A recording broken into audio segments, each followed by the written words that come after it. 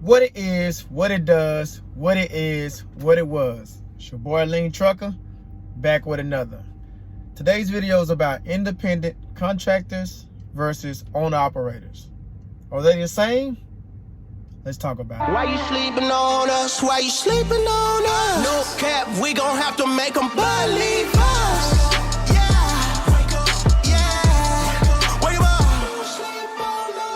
When I first started out here, I was a owner-operator. No, they're not the same. So as an owner-operator, now I'm really referring to, when I say this, I'm not talking about being leased on you have your own truck. Leased on with a smaller, like, no-name carrier. I'm talking about, for the most part, major carriers. And in my case, I was leased on here locally in the city, Dallas. And it was a major company. They are actually nationwide. But no, they're not the same. So to break down a few differences is I start with the insurance, cargo insurance. As an independent contractor, it's all on you. When you with the company or leased on, the insurance is on them. The cargo insurance is on them. Hence why your monthly fee for insurance will be a lot cheaper with them. You have trailers. Typically, you're using their trailers. They're responsible for everything. When you're independent, unless you power only, for the most part, you have to have your own trailer. To maximize your profits, you're gonna have to have your own trailer. So you're responsible for that, and obviously higher insurance. One of the major reasons that I have found, that I just noticed, just talking to guys just over the years, the guys that finally made the jump from a company guy to an owner operator, they're scared. I'm talking about the ones that are scared to go from owner operators or leased on with those guys or other companies to an independent contractor, is the fear of no safety net. That's a huge difference. Like, even the company I was with, there was I forgot what they called it. It was pretty much a bailout program. If something happened to my truck, let's say a $5,000-$10,000 problem, whatever the problem was, that if I didn't have the money, I could go to them and get a bailout. A lot of companies would give you a cash advance and stuff like that. Well, when you're an independent contractor, there is no bailout. It's all on you. You make more money, but you need to manage your money better. Save your money in case anything was to happen. You have to be on the bailout. Another reason, well, on top of this, on the bailout part, that's why you should try to establish good credit if you haven't already. Having good credit is almost an automatic bailout. So that's one good way to establish a bailout, but I'm gonna move on because we're just talking about the quick differences here. Another one is dispatchers / dealing with brokers. Now, again, I know there's some people, like at Landstar, for an example, they can kind of be very independent in the way they do things. I never worked for them, but I've heard that stuff. So again, this applies to the majority, not talking about the minority. So you have to deal with dispatchers for the most part if you're leasing on. They telling you everything that you have to do, as opposed to when you're independent, you got to deal with brokers. You dispatch yourself, unless you want to pay somebody else to do it. You're dispatching yourself. A lot of guys just don't want their responsibility. They just want, you tell me what I got to do, where I got to go, when I got to be there, and I'll make it happen. They don't want to make the phone call. They don't want to negotiate rates.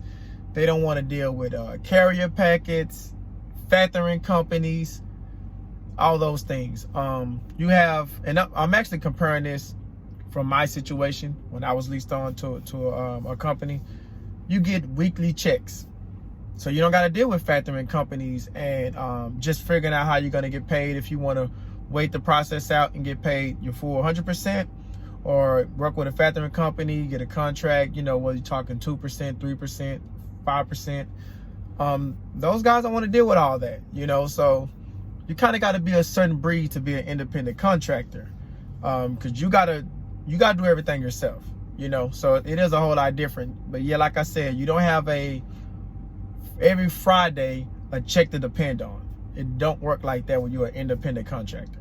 Okay, I'm finna get to the last few things here. Then I'm gonna give my quick opinion, since I've done both, which one I prefer. So the next one is schedule. The company I was with, they determine my schedule. I determined what time I want to come in. I was local, so it was a daily thing, but I had to stick to it. So, for example, if I decide I want to come in at 8 a.m., then I could come in at 8 a.m. It was a 24-hour job. It was fuel, so it just never stops. But whatever time I decided I wanted to come in, that's the time I had to commit to. And I made that decision. But guess what? They determined my days off. They determined that I was going to be on a rotating schedule. They determined what my off days were. And what I mean is I ended up getting on the set schedule, but they still determined it. And then on that set schedule, they said if they ever need any help and called me in, I have to come in on my day off. So it's like I was a glorified company guy is essentially what I was. And last but not least, this was very important to me, vacation time. When I was leased on, they determined my vacation time. Like, I would put in, they would make you put in at the beginning of the year, well, whenever you want to, but if you want it off Christmas or something like that, Thanksgiving, you have to put in really, really early. So I just said the beginning of the year. Well, it came down to seniority.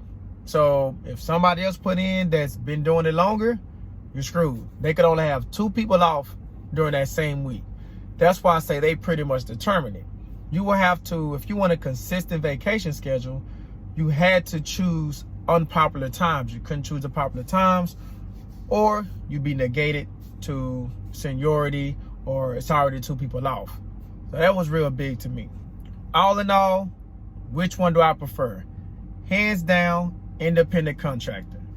And the reason is because I love the fact that I move when I want to move. Of course, you got, times you got to be here and be there. But what I mean is, if I decide I want to go on vacation this week or take 2 weeks off, whatever I want to do, I made that decision.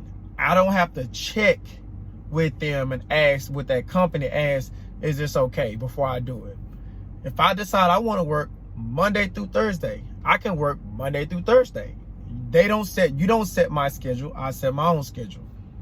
So you're going to have drawbacks, the fact of I'm responsible for everything, but hey, that's fine by me because I get to determine everything. So if you want to be a boss, sometimes you got to make boss moves. If you want to, have somebody hold your hand and all that, that's fine. There's nothing wrong with that. Know you and know your personality. Then maybe being an owner operator in the sense I'm talking about is better for you. But that's it. Keep it in mind. Stay on the grind, one day at a time. Salute.